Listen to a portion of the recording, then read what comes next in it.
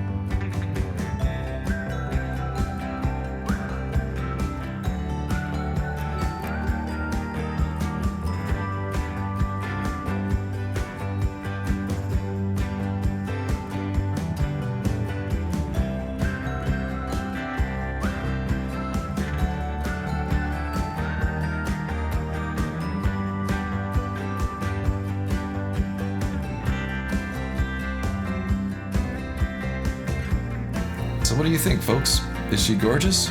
Is she too plastic for you? Is it all about personality? Leave your comments below and read what others are saying.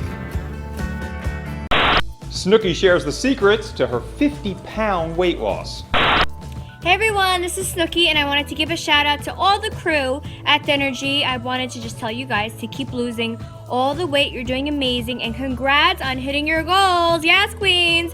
So I lost a lot of weight too, thank Christ. So I know how hard it is to lose the weight and stay in shape. I get it, guys. So keep up the good work. You guys are doing great. Good job.